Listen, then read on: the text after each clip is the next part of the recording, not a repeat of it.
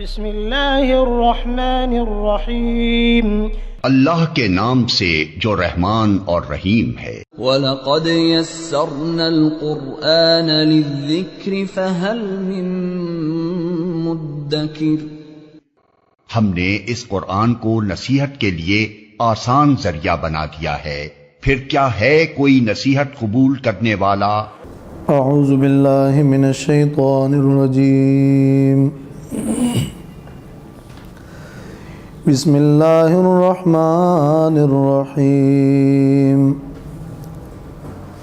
وقل للمؤمنات یغضضن من ابصارهن ويحفظن فروجهن ولا يبدين زينتهن إلا ما ظهر منها وليضربن بخمرهن على جيوبهن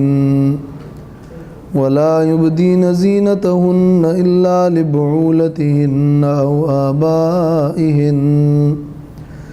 أو آباء بعولتهن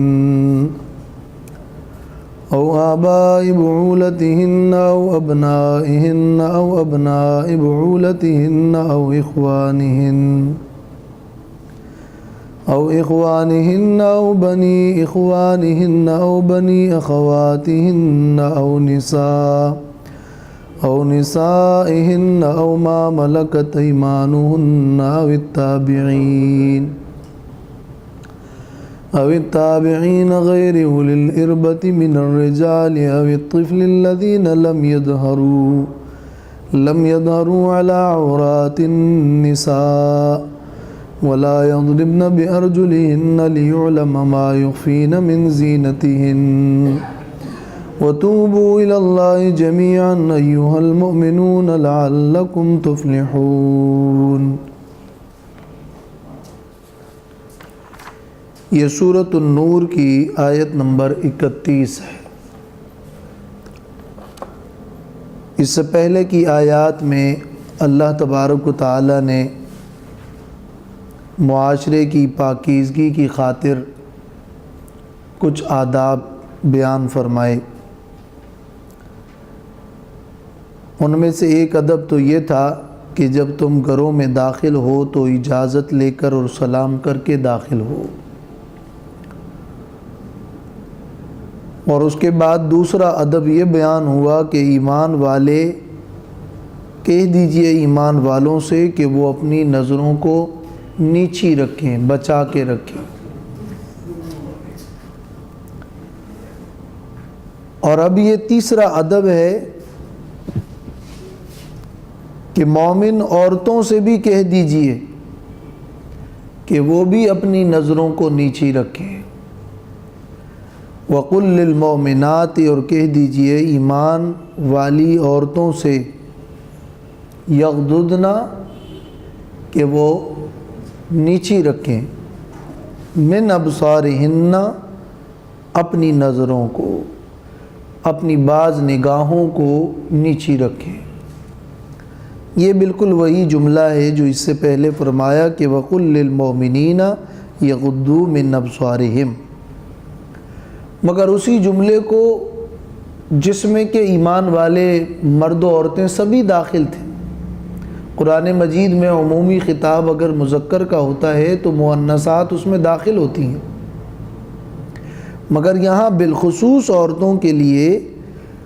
اور خواتین کے لیے اور مؤنثات کے لیے الگ سے اس جملے کا ذکر کرنا مزید تاکید ہے اور اس مسئلے کی اہمیت کو اجاگر کرنا ہے،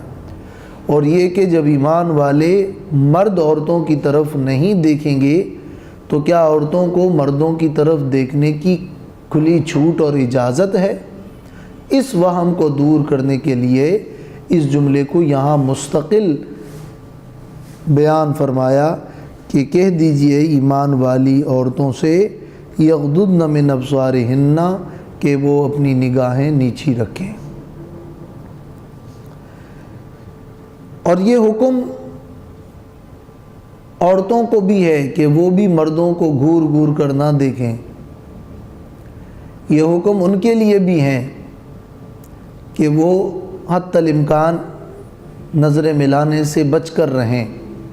مردوں کو نہ دیکھیں۔ اور اس بارے میں وہ مشہور حدیث روایت ہے کہ رسول اللہ صلی اللہ علیہ وسلم کی مجلس میں آپ کے ساتھ حضرت ام سلمہ اور حضرت میمونہ رضی اللہ تعالی عنہما موجود تھی، بیٹھی ہوئی تھی کہ اتنے میں ایک صحابی آئے، عبداللہ ابن ام مکتوم۔ تو آپ صلی اللہ علیہ وسلم نے ان سے کہا کہ احتجبا منہ، ان سے آپ پردہ کریں، آپ چلی جائیں تاکہ وہ آئیں۔ تو وہ کہنے لگی کہ یا رسول اللہ الیس اعمی، کیا وہ اندھے نہیں ہیں؟ وہ تو ہمیں دیکھ نہیں سکتے، ہمیں پہچان ہی نہیں پائیں گے۔ آپ نے فرمایا کہ افعمیاوان انتما، کیا تم اندھی ہو؟ تم تو نہیں اندھی ہو۔ اور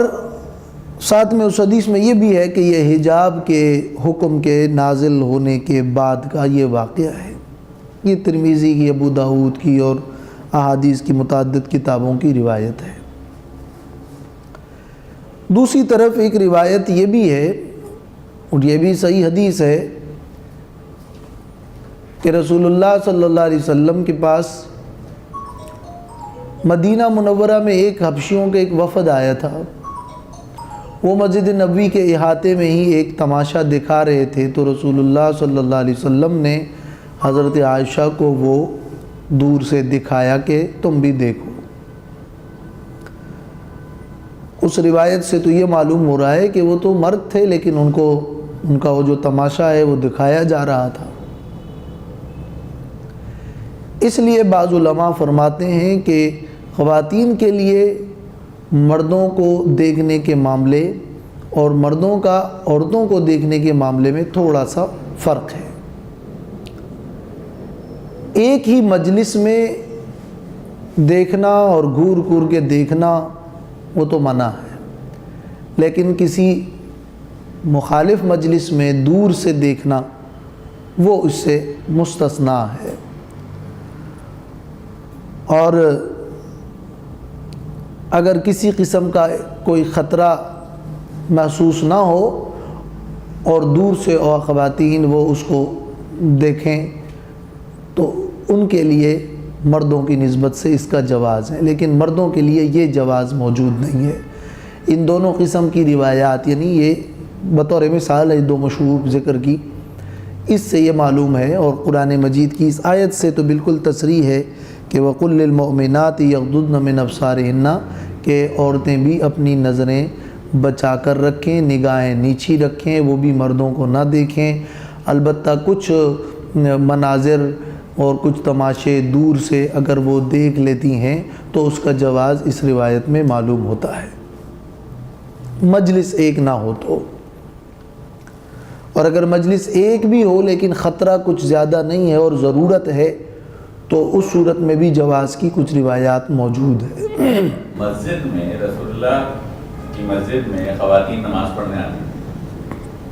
اور کوئی پارٹیشن ہی نہیں تھا، جی، پیچھے کی صف میں ہوتی تھی، اور مردوں کا جیسے یہ حکم تھا کہ آپ بیٹھے رہیں۔ ظاہر ہے کہ خواتین کو جس طرح پردہ کرنے کا حکم ہے اس طرح مردوں کو یہ حکم نہیں دیا گیا، اور مرد باہر ہوتے ہی ہیں، اور خواتین کے لیے گھروں کو ہی ایک دائرہ رکھا گیا، لیکن جب وہ کسی ضرورت کے لیے نکلیں گی تو نگاہیں نیچے رکھیں گی۔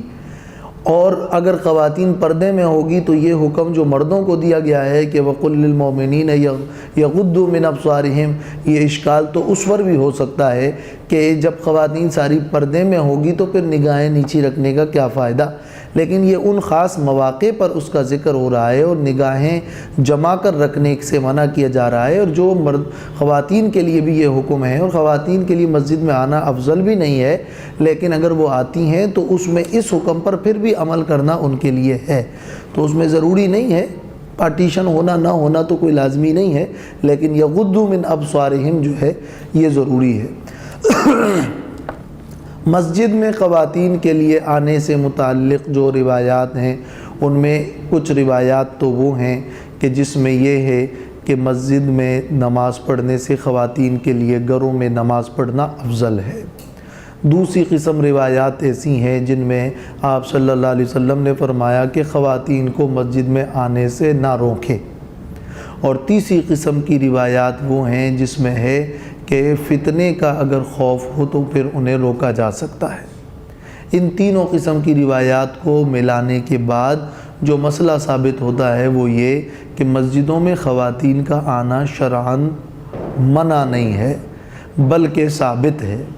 اور اس کے لیے باقاعدہ ایک دروازہ باب النساء کے نام سے وہ آج بھی موجود ہے۔ تو منع تو نہیں ہے مگر افضل بھی نہیں ہے، ترغیب بھی نہیں دی گئی مگر ممانعت نہیں ہے۔ البتہ اگر فتنے کا خوف اور اندیشہ ہو اور اختلاط کا خطرہ ہو تو روکا جا سکتا ہے۔ یہ تینوں قسم کی روایات کا بالمجموع ایک حاصل مسئلہ ہے۔ تو فی زمانہ ظاہر ہے کہ وہ الگ سے انتظام اگر نہ ہو، اور جبکہ یہ افضل بھی نہیں ہے کہ اس کے لیے خصوصی اہتمام کیا جائے اور فتنے کا اندیشہ بڑھ کر ہے، تو اس پر اگر عمل نہیں ہو رہا یا ان کو یہ موقع نہ دیا جا رہا ہے نہ ہو یا انہیں روکا جائے، تو وہ شرعاً اس کی جو مقام اور مرتبہ ہے وہ یہی ہے کہ یہ شرعی طور پر تو منع نہیں ہے لیکن یہ افضل بھی نہیں ہے، اور یہ اگر وہ مستقل الگ سے انتظام ہے تو روکا نہیں جائے گا۔ وہ تو خیر ایک الگ مسئلہ تھا، لیکن یہ مسئلہ اپنی جگہ برقرار ہے کہ مرد عورتوں کو اور عورتیں مردوں کو بھی نہ دیکھیں، نگاہوں کی حفاظت کریں اور نگاہیں نیچی رکھیں، الا یہ کہ غیر اختیاری طور پر نظر لگ جائیں، یا جیسے پہلی نظر لگ جائے اور دوسری نہ لگائیں، اور یا یہ کہ دور کی مجلس میں ہو تو کچھ روایات میں اس کی نسبت سے تخفیف، یہ استثنائی اپنی جگہ موجود ہے، لیکن اصلاً جو اصول ہے اس کے مطابق یغضضن من ابصارہن کی تصریح تو اس آیت میں خود ہی موجود ہے۔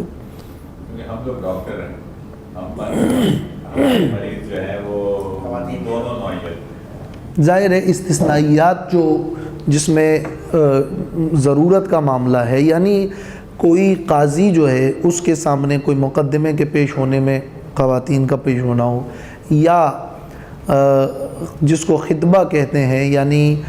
پیغام جن کو نکاح کا دیا جائے اس کو دیکھنا اس نظر سے کہ ان کے ساتھ نکاح ہو، اس کے لیے جو رخصت ہے، یا ڈاکٹر جو ہے وہ معائنہ کرتا ہے، اس کے لیے بھی افضل اور بہتر تو یہی ہے کہ اس کے لیے لیڈی ڈاکٹر ہو، حتی الامکان اسی کا انتظام ہو، لیکن اگر وہ نہ ہو یا فوری طور پر اس کا ممکن نہ ہو اور ضرورت ہو تو ایسی صورت میں حتی الامکان بچتے ہوئے جتنی بھی ضرورت ہے اس ضرورت کی حد میں دیکھنا اس کی شرعاً اجازت ہے۔ تو ضرورت تو الگ چیز ہے نا، اضطرار، مجبوری، ضرورت وہ تو مستثنیٰ ہے۔ علاوہ اس کے بھی چونکہ آج کل ضرورت سے بھی بڑھ کر اس پر عمل ہو رہا ہے، تو اس کے لیے ہم نے اس سے پچھلے سبق میں ایک قاعدہ بیان کر دیا تھا کہ یعنی جب ایک مبتلا عام ہو گیا ہے اور اس میں حتی الامکان جبکہ دفتری کارروائیوں کے اندر، کاروبار میں، دوسرے بہت سارے معاملات میں تو سب سے الگ تلگ رہ کر تو رہبانیت اختیار نہیں کی جا سکتی، ایسے حالات میں اس نظام کی بہتری اور درستگی اور قوانین کی بہتری کے لیے کوشش کے ساتھ ساتھ اس کی ترغیب کے ساتھ ساتھ حتی الامکان اپنی نگاہوں کی حفاظت کا اہتمام کرنا چاہیے۔ وَيَحْفَظْنَ فُرُوجَهُنَّ، اور کہہ دیجئے مومن عورتوں سے کہ وہ اپنی شرمگاہوں کی حفاظت کریں، اور اس سے مراد بھی کیا ہے، یعنی زنا، بدکاری، ہاتھ لگانا، بد نظری اور اپنی شرمگاہ کو دوسرے کے سامنے کھولنا، یہ ساری باتیں اس میں شامل ہیں، جس طرح کہ اس سے پہلے وَيَحْفَظُوا فُرُوجَهُمْ میں یہ تشریح ہو گئی ہے۔ وَلَا يُبْدِينَ زِينَتَهُنَّ إِلَّا مَا ظَهَرَ مِنْهَا، اور نہ ظاہر کریں یہ عورتیں اپنی زینت کو مگر وہ جو ظاہر ہو جائے منہا اس زینت میں سے۔ یہ پانچواں ادب ہے جس میں اللہ تبارک و تعالیٰ نے خواتین کو یہ حکم دیا ہے کہ وہ اپنی زینت ظاہر نہ کریں۔ اصل قاعدہ یہی ہے کہ خواتین اپنی زینت کو محفوظ رکھے، پوشیدہ رکھے۔ اس کے اظہار کرنے، اس کے ظاہر کرنے کے نتیجے میں خرابی پیدا ہو سکتی ہے، اس کے اظہار کے نتیجے میں روحانی اور نفسیاتی بیماریاں معاشرے کے اندر پھیل سکتی ہیں، اس لیے اس سے روکا گیا وَلَا يُبْدِينَ زِينَتَهُنَّ۔ اب زینت کا مطلب تو ہے حسن۔ اس لفظ کا اطلاق تو ان اعضاء پر بھی ہوتا ہے جو اعضائے زینت ہے، اور اس کا اطلاق ان ملبوسات اور ان زیورات پر بھی ہوتا ہے جن کا استعمال ہوتا ہے۔ تو وَلَا يُبْدِينَ زِينَتَهُنَّ کے اس لفظ میں زینتہن کا استعمال خلقی زینت اور حسن اعضاء اس کے لیے بھی، اور کسبی زینت یعنی جو بنائی جاتی ہے، یعنی میک اپ اور لباس، خوشبو، زیور، ان کے لیے بھی یہ لفظ استعمال ہوتا ہے۔ قرآن مجید میں یہ زینت کا لفظ اس طرح کئی معانی میں استعمال ہوا ہے، زیورات کے معنی میں بھی استعمال ہوا ہے، اور یہ لفظ کپڑوں کے معنی میں اور لباس کے معنی میں بھی استعمال ہوا ہے، بناؤ سنگار کے معنی میں استعمال ہوا ہے۔ یہاں زینت سے کیا مراد ہے؟ ظاہر ہے اس پر تو اتفاق ہے کہ محض زیورات اور لباس خواتین سے ہٹ کر وہ تو مراد نہیں ہے، یعنی یہ معنی مراد نہیں ہے کہ زیورات کو بھی نہ دیکھو اور کپڑوں کو بھی نہ دیکھو۔ زینت تو صرف کپڑے اور لباس اور زیورات بھی ہیں، لیکن بازار میں وہ پڑے ہیں اور اس کو دیکھا جاتا ہے، اس کو دیکھنا تو منع نہیں ہے۔ تو وَلَا يُبْدِينَ زِينَتَهُنَّ، اپنی زینت ظاہر نہ کریں، اس کا یہ معنی تو یہ نہیں ہے کہ زیورات کو دیکھنا ہی منع ہے، بلکہ اس کا معنی یہ ہے کہ خواتین اپنے اعضائے حسن ظاہر نہ کریں، اور اس کا معنی یہ ہے کہ بناؤ سنگار اور زینت کر کے آرائش اپنی اس کی نمائش نہ کریں، اپنی آرائش کی نمائش نہ کریں، بناؤ سنگار اور میک اپ کر کے غیر مردوں کے سامنے کھلم کھلا آنا اور اس کا ظاہر کرنا، یہ اس آیت میں منع کر دیا گیا ہے۔ إِلَّا مَا ظَهَرَ مِنْهَا، مگر وہ جو ظاہر ہو جائے اس زینت میں سے۔ کیا مطلب؟ ظاہر تم تو نہ کرو زینت کو،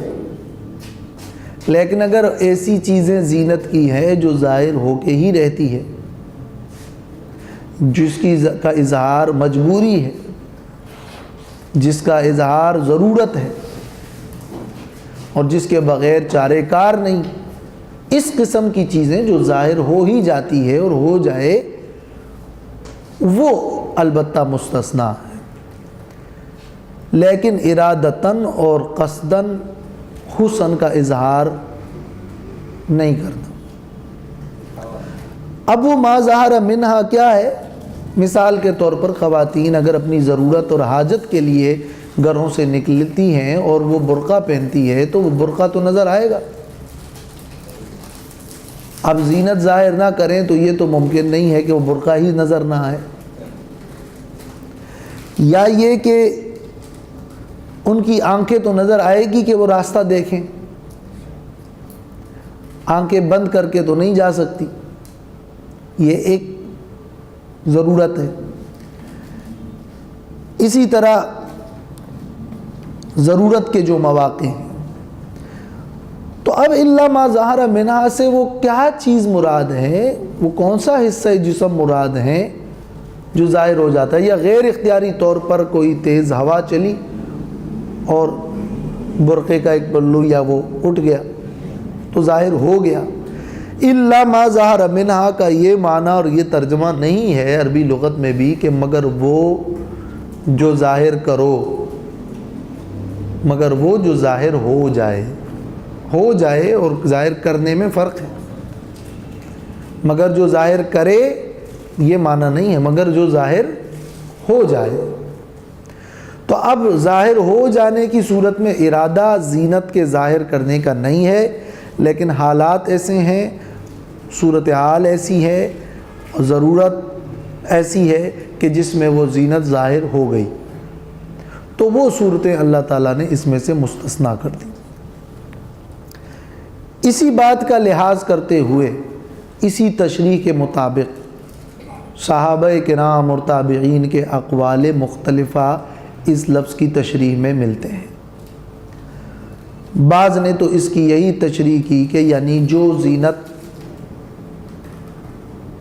ظاہر ہوئے بغیر چارے کار نہ ہو اور مجبوری ہو تو وہ مراد ہے، جیسے میں نے مثالیں دی. عبداللہ ابن مسعود رضی اللہ تعالیٰ عنہما سے مروی ہے کہ اس سے مراد کیا ہے؟ الثیاب والرداء، کپڑے اور وہ بڑی چادر جس میں وہ حجاب میں ہے، اس چادر اور کپڑے کی جو زینت ہے وہ تو ظاہر ہوگی. تو عبداللہ ابن مسعود رضی اللہ تعالیٰ عنہما سے مروی ہے کہ اس سے مراد کپڑا اور وہ چادر ہے. مگر عبداللہ ابن عباس رضی اللہ تعالیٰ عنہما سے مروی ہے کہ انہا الکف والخاتم والوجہ، اس سے مراد ہتھیلی ہے اور انگوٹھی ہے اور چہرہ ہے. بعض صحابہ تابعین کی روایات میں آنکھیں ہیں، سرما ہے، بعض میں قدم ہے، پاؤں ہے. یہ جو مختلف کلمات اس بارے میں مروی ہے، اس کا مطلب یہ کہ ان تمام صحابہ تابعین کی تشریح کے مطابق الا ما ظہر منہا سے مراد وہی ہے جو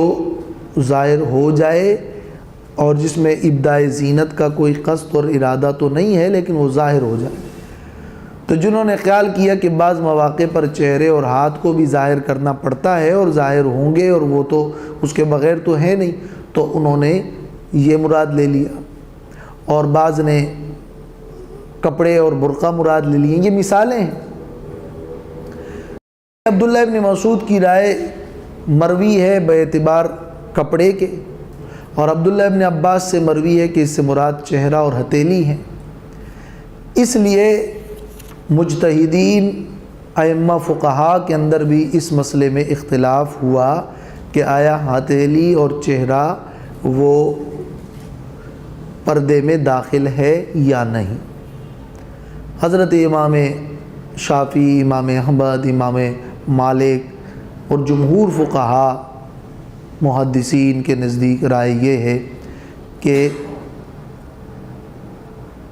ہاتھ اور چہرہ پردے میں داخل ہے، اور الا ما ظہر منہا جو ہے اس سے مراد الثیاب والرداء ہے، یعنی برقع اور کپڑے اور جہاں حالت مجبوری ہے. امام ابو حنیفہ رحمہ اللہ کی رائے اور تحقیق اور ان کے شاگردوں کی تحقیق یہ ہے کہ اس سے مراد جب ہاتھ اور چہرہ ہے تو ہاتھ اور چہرہ وہ پردے میں داخل اور شامل نہیں ہے جبکہ خوف فتنے کا نہ ہو. ظاہر ہے کہ اس آیت میں یہ جو اختلاف ہوا ہے الا ما ظہر منہا، وہ اس معنی میں تو نہیں ہوا کہ آپ زینت ظاہر نہیں کر سکتے لیکن ہاتھوں اور چہرے کی نمائش کریں. صحابہ تابعین کی آراء سے یہ معنی تو اخذ نہیں کیا جا سکتا، اور نہ ہی یہ مراد ہے کہ قصدن اور عمدن چہرے اور ہتھیلی کی آپ نمائش کر دیں. یہ معنی نہیں ہے مراد.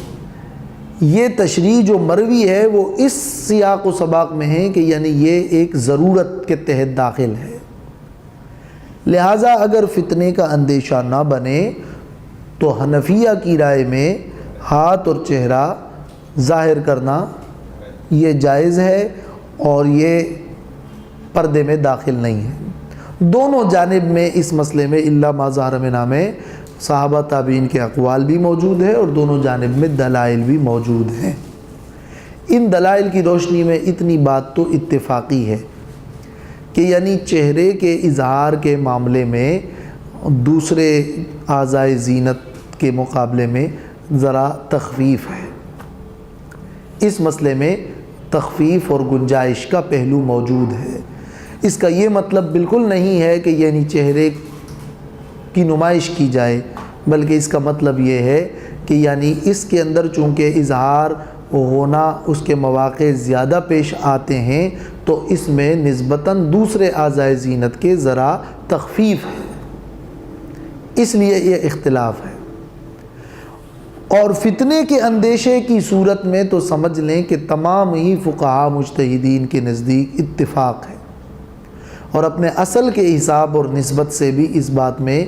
کوئی دو رائے نہیں ہو سکتی کہ چہرے کا پردہ اور چہرے کو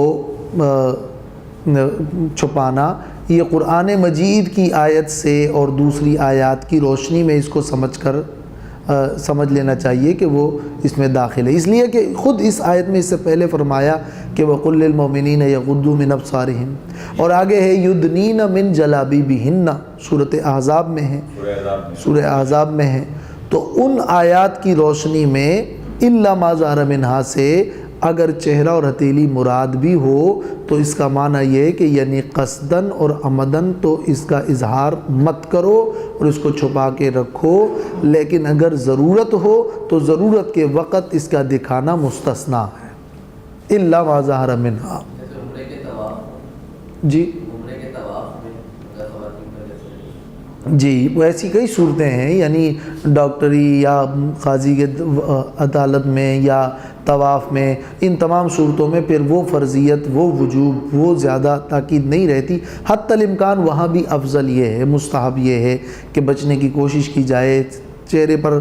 پردہ لگانا تو ظاہر منع ہے، تو صحابیات سے ثابت ہے کہ انہوں نے اپنی کوشش کی اور اوپر سے جو ہے اس کو دور سے ہی وہ پردہ رکھ کر، تو وہ استحباب اپنی جگہ اس پر کیپ آتی ہے اس کو،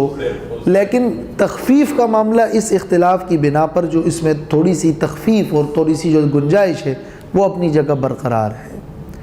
یعنی بالکل اس طرح کا اتفاقی مسئلہ تو یہ نہیں ہے،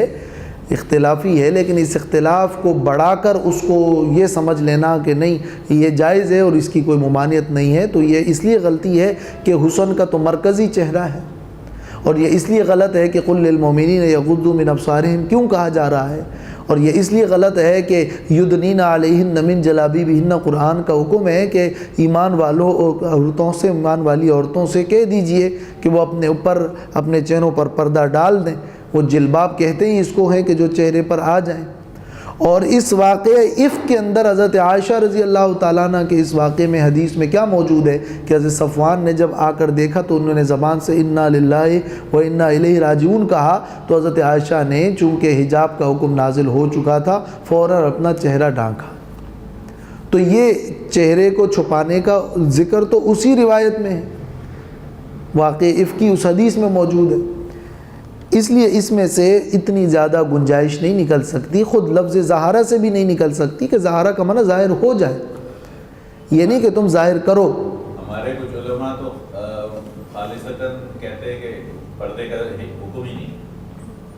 ہاں کچھ لوگ متجددین وہ اس بات کی کوشش کرتے ہیں کہ اس حکم کو مٹا دے اور وہ اس قسم کے احکام کو، اسلام کے احکام کو وہ مسخ کرنا چاہتے ہیں، مگر ایسا ہے نہیں، یہ آیت اس کو مشکل بنایا گیا ہے، مگر یہ اس معنی میں کوئی مشکل آیت نہیں ہے۔ آیت میں جو اصل ذکر ہے وہ یہ ہے کہ اپنی زینت ظاہر مت کرو، ہاں مجبوری ہے تو ضرورت ہے تو ظاہر ہو جائے گی۔ اب مجبوری اگر ہاتھ اور چہرے میں پیش آئی ہے تو پھر الا ما ظہر منہا سے وہ مراد ہے، ضرورت میں مراد ہے، یہ مراد نہیں ہے کہ چہرے اور ہاتھ ہتھیلیوں کی جو ہے خوب نمائش کرو، یہ معنی تو کسی کے نزدیک نہیں ہے، یہ تو ان آیات کی اور دوسری آیات کے اور صحابہ کرام اور صحابیات کے عمل کے خلاف ہے۔ اس کو آپ دیکھیں گے کہ انہوں نے ان آیات پر کس طرح عمل کیا، تو روایات تفسیر میں تفصیل سے وہ موجود ہے کہ انہوں نے یہی عمل کیا۔ تو خلاصہ یہ کہ الا ما ظہر منہا سے مراد عبداللہ ابن عباس کی روایت کے مطابق چہرہ اور ہتھیلی ہیں، جبکہ عبداللہ ابن مسعود کی روایت کے مطابق کپڑے اور چادر ہے۔ مگر دونوں روایات کو جمع کرتے ہوئے یہ کہا جا سکتا ہے کہ قصداً ابدائے زینت اور زینت کو ظاہر کرنا تو منع ہے، البتہ کہیں ضرورت اور مجبوری ہو تو پھر چہرے کا اظہار اس کی یہاں الا ما ظہر منہا میں استثناء دی گئی ہے۔ اور چونکہ اس مسئلے میں یہ دو رائے ہے، ان دو رائے کی وجہ سے ایک گنجائش کی وجہ سے چہرے کے معاملے میں باقی اعضائے زینت کے مقابلے میں تخفیف موجود ہے۔ تفسیر مدارک میں امام نصفی فرماتے ہیں الا ما جرت العادۃ والجبلۃ علی ظہورہ وہذا الوجہ والکفان والقدمان، کہ مراد ما ظہر منہا سے وہ ہے کہ عادت یہ ہو کہ اس کو ظاہر کیا جاتا ہے عادتاً اور عموماً، اور وہ چہرہ اور دو ہتھیلی اور دو قدم ہے۔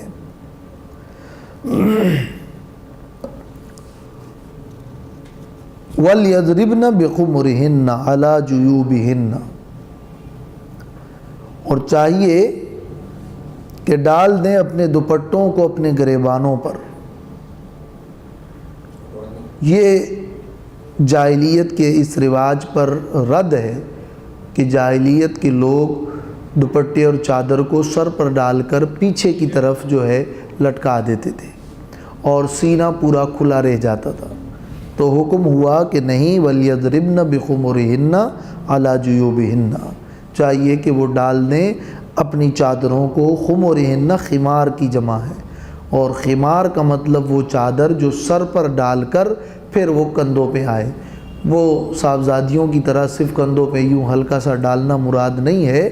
بلکہ اس پر عمل صحابیات نے اسی طرح کیا کہ انہوں نے اس آیت کو سن کر اپنے سر پر وہ چادر ڈال کر پوری طرح اس کو اوڑھ لیا، اور اس کے نتیجے میں سینہ پورا ڈھک جائے، اور یہی اس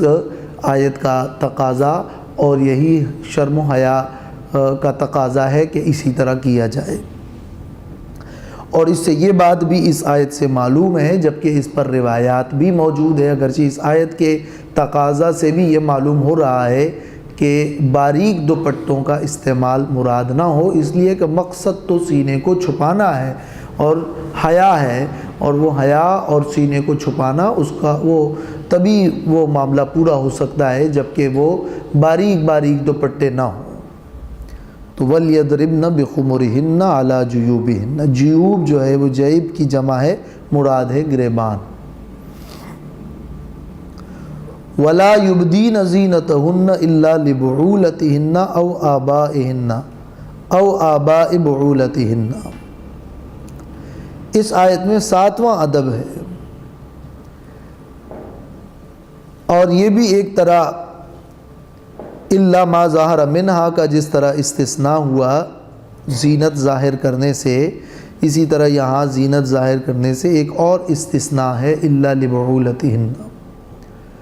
زینت ظاہر تو نہ کریں مگر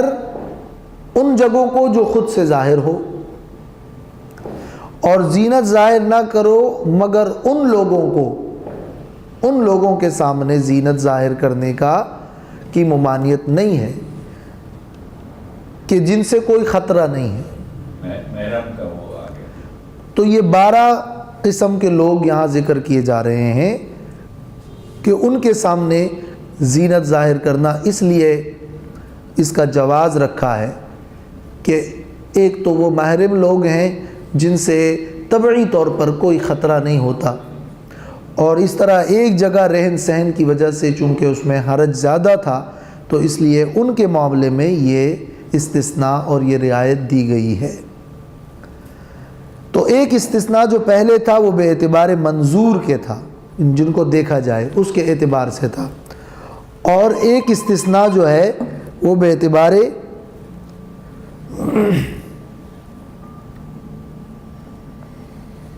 ناظر کے ہے، یعنی الا لبعولتہن والے جو استثناء ہے یہ دیکھنے والوں کے اعتبار سے ہے، اور الا ما ظہر منہا کا جو استثناء ہے وہ جن کو دیکھا جائے جن جگہوں کو اس کے اعتبار سے استثناء ہے۔ اعضائے جسم میں استثناء الا ما ظہر منہا ہو گیا، اور اشخاص کے اندر استثناء الا لبعولتہن ہو گیا۔ تو نہ ظاہر کرے اپنی زینت الا لبعولتہن مگر اپنے شوہروں کو. ظاہر ہے شوہروں کے سامنے تو زینت کا اظہار ہوگا ہی، بلکہ حقیقت میں حقیقی معنوں میں تو زینت ہوتا ہی شوہروں کے لیے ہے. او آبائہن یا اپنے آبا کے سامنے. آبا میں پھر اجداد بھی داخل ہیں، یعنی دادا اور نانا سب. او آباء بعولتہن یا اپنے شوہروں کے باپ کے سامنے یعنی سسر. او ابنائہن یا اپنے بیٹوں کے سامنے. او ابناء بعولتہن یا اپنے شوہروں کے بیٹوں کے سامنے، جو شوہر کے تو بیٹے ہیں کسی دوسری بیوی سے. او اخوانہن یا اپنے بھائیوں کے سامنے. او بھائیوں میں پھر ماں شریک اور باپ شریک یا دونوں سب داخل ہیں. او بنی اخوانہن یا بھائیوں کے بیٹوں کے سامنے یعنی بھتیجے. او بنی اخواتہن یا بانجیاں یعنی بہنوں کے بیٹے. او نسائہن یہاں تک جو بنی اخواتہن ہے یہ تو وہ محرم کا ذکر ہے. اور اس کے بعد یہ 8 ہو گئے. اس کے بعد ہے او نسائہن یا اپنی عورتوں کے سامنے. صرف نساء نہیں کہا، نسائہن اپنی عورتوں کے سامنے. اپنی عورتوں کے سامنے سے کیا مراد ہے؟ اپنی عورتوں کیوں کہا؟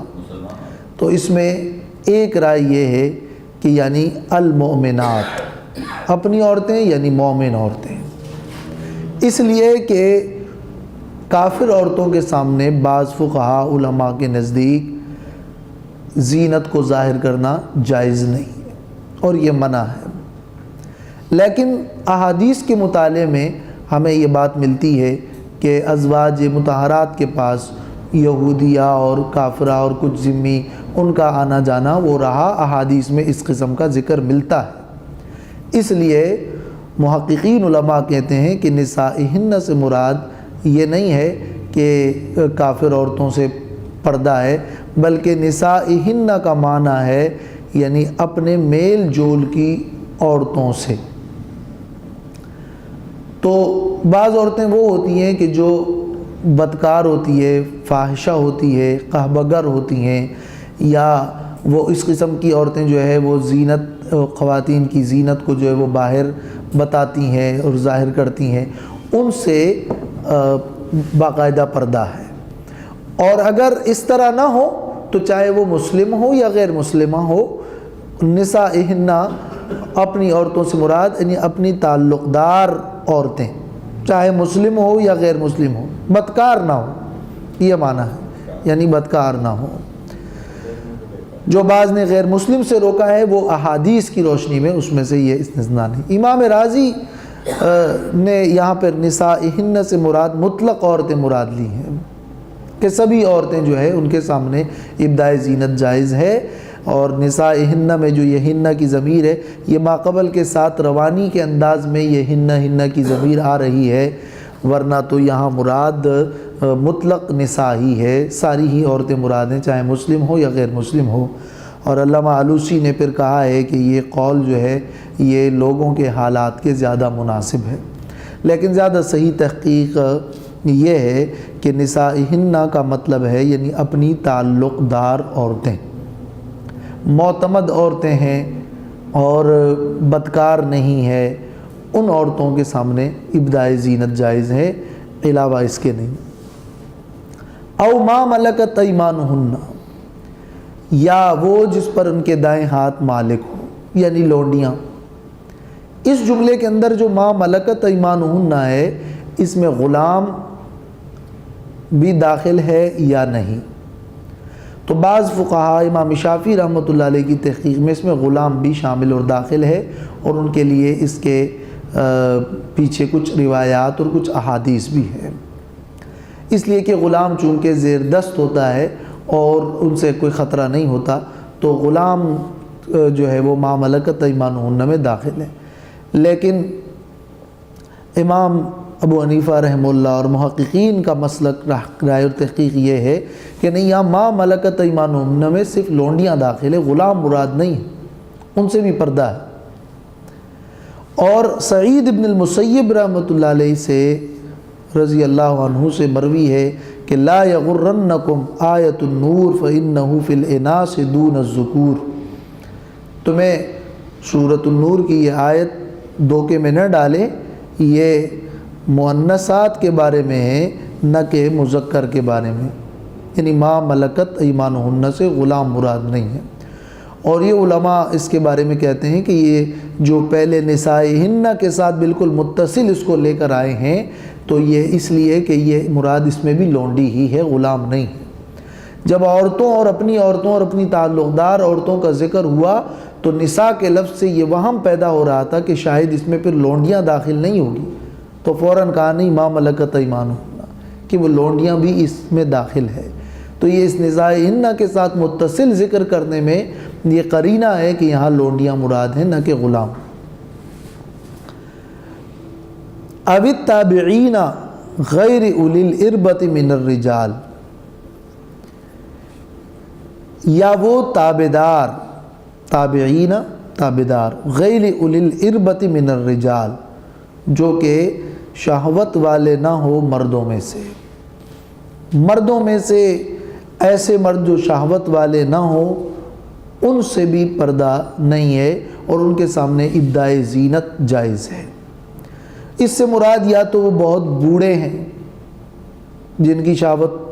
کی حاجت نہ ہو، یا نامرد ہیں وہ بھی اس میں داخل ہے، یا ایسا خادم ہو جو تجربے سے یہ بات پتہ چلی ہو اور ثابت ہو چکا ہو کہ وہ اس قسم کے معاملات میں کوئی دلچسپی نہیں رکھتا، وہ ایسے زیر دست ہوتے ہیں اور عقلی طور پر بھی کہ ان کو بس اپنے اس کام سے کام ہوتا ہے اور وہ اس قسم کے معاملات میں نہیں پڑتے۔ تو التابعین غیر اولی الاربۃ من الرجال کے عموم میں یہ تینوں چاروں قسم کے افراد داخل ہیں،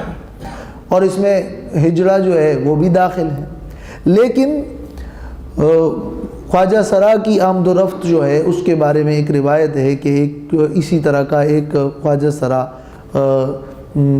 ازواج مطہرات کی مجلس میں تھا، اور آپ صلی اللہ علیہ وسلم نے ان کو سنا کہ وہ خواتین کے حوالے سے کچھ باتیں کر رہے تھے، تو آپ نے ان کو منع کیا اور پھر ان کو تو مدینہ سے بھی نکال دیا۔ اس روایت سے معلوم ہو رہا ہے کہ وہ اجڑے جو اس معاملے میں دلچسپی لیتے ہیں ان کو پھر روکا جا سکتا ہے۔ یعنی اصولی طور پر تو یہ سب افراد التابعین غیر اولی الاربۃ من الرجال میں داخل ہیں، جو بوڑھے ہیں یا نامرد ہیں یا اجڑا ہے یا تو کیا ہاں سارے ہی وہ تابعین زیر دست لوگ اس جملے میں داخل ہیں جو تجربے سے پتہ چلا ہو کہ ان کا اس معاملے سے کوئی تعلق نہیں ہے، لیکن افضلیت کس بات میں ہے وہ واضح ہے، اور لیکن اس معاملے میں نہایت محتاط رہنا وہ واضح ہے۔ اور یہ روایت اور یہ آثار بہت ساری موجود ہیں کہ وہ بدحواس یا بدو قسم کا بالکل مغفل آدمی جن کو عورتوں کے معاملے میں کسی قسم کی دلچسپی نہیں ہوتی اور وہ شہوت کی حاجت ہی نہیں رکھتے، تو ان کو آنے سے مت روکو۔ علماء فرماتے ہیں کہ یہ تابعین غیر اولی الاربہ کا ذکر خاص طور پر اس آیت میں اس لیے کیا گیا کہ مدینہ میں کچھ ایسے لوگ تھے جو صرف کھانے کی غرض سے آ کر داخل ہو جاتے تھے اور کھانا مانگ کر بس چلے جاتے تھے، اور وہ بدحواس قسم کے کچھ لوگ تھے، تو ان لوگوں کو اس آیت میں یہاں استثناء دے کر کہا گیا کہ ان کو بھی نہ روکے۔ تو اصل مدار تابعین اور ان کے تابعدار ہونے اور ان کے خدمتگار ہونے پر مدار نہیں ہے، بلکہ اصل مدار ان کے غیر اولی الاربہ میں ہے۔ اس میں نابالغ بچے بھی آ جائیں گے؟ نہیں، وہ آگے آ رہا ہے۔ اس لیے امام جساس فرماتے ہیں الاحمق الذی لا ارب له فی النساء، اس سے وہ احمق مراد ہے کہ جن کو عورتوں میں کوئی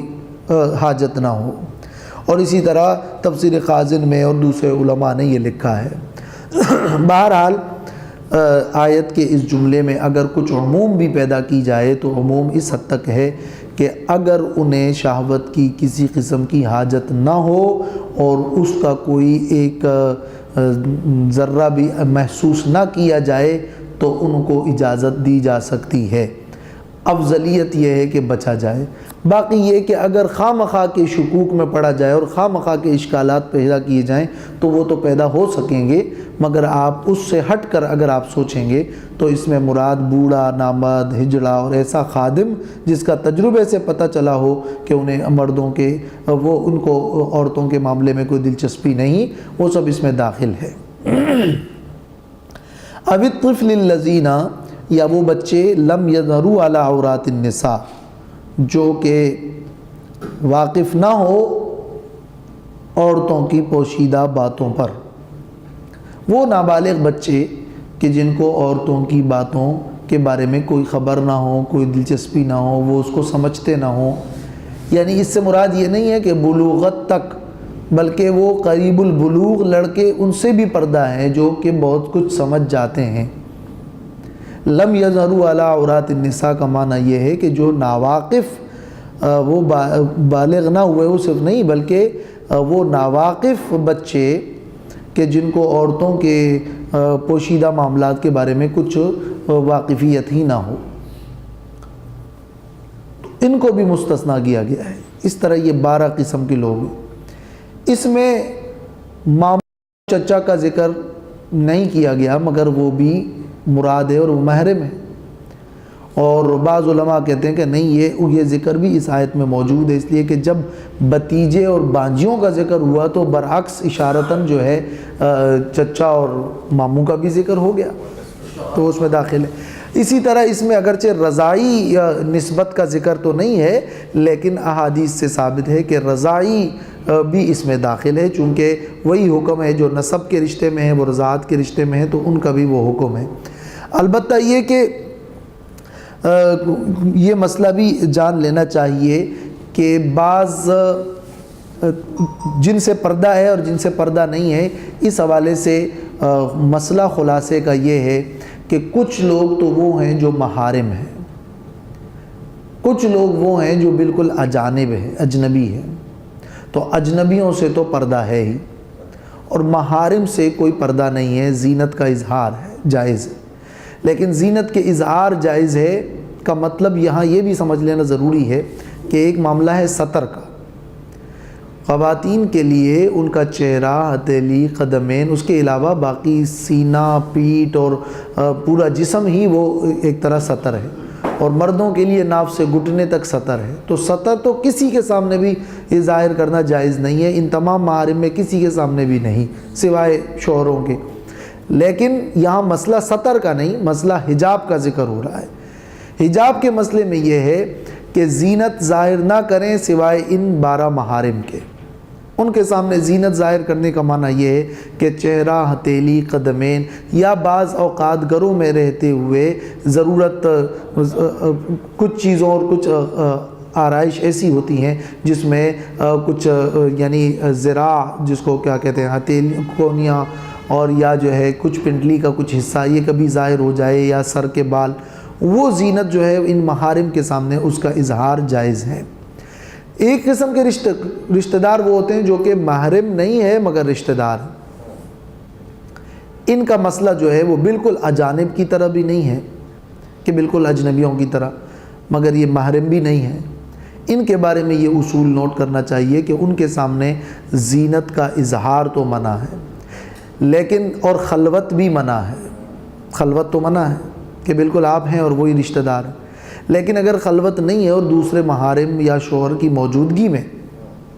اور تزین بھی نہیں ہے، یعنی یہ کہ سر کے بال کھلے ہیں، سینہ کھلا ہے اور بالکل میک اپ کے ساتھ ہیں، اس قسم کی کیفیت بھی نہیں ہے، اور صرف ہاتھ یا چہرہ نظر آ رہا ہے، اور انہی آداب کا لحاظ رکھتے ہوئے اگر غیر محرم رشتہ داروں کے سامنے خواتین آتی ہیں تو اس کی پھر گنجائش موجود ہے، تو ان کا معاملہ جو ہے بالکل اجانب کی طرح رکھنا مشکل ہے، اور ان کے لیے یہ لا یبدین زینتہن، زینت ظاہر نہیں کیا جائے گا، تزین نہیں کیا جائے گا، خلوت نہیں کی جائے گی، مگر چونکہ وہ رشتہ دار ہیں تو ان کے سامنے اگر کچھ مجالس میں آمنا سامنا ہوا تو وہ پھر منع نہیں ہوگا دوسرے محارم کی موجودگی میں۔ وَلَا يَضْرِبْنَ بِأَرْجُلِهِنَّ لِيُعْلَمَ مَا يُخْفِينَ مِنْ زِينَتِهِنَّ، اور نہ مارے وہ اپنے پاؤں کو زمین پر، وہ ایسی نہ چلیں کہ وہ پاؤں زمین پر مارے، اور جس سے لِيُعْلَمَ مَا يُخْفِينَ مِنْ زِينَتِهِنَّ کہ معلوم ہو جائے وہ جو مخفی ہے ان کی زینت۔ یعنی شریعت نے اتنا بڑا لحاظ کیا ہے کہ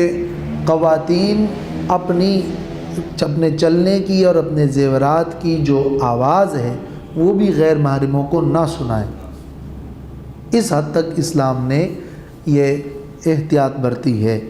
کہ آنکھ کے ساتھ ساتھ کان کی بھی حفاظت ہو جائے۔ ایک طرف شریعت کی یہ عفت و طہارت اور دوسری طرف پھر گانے اور ناچ اور مرد و زن کا اختلاط۔ تو یہ اس سے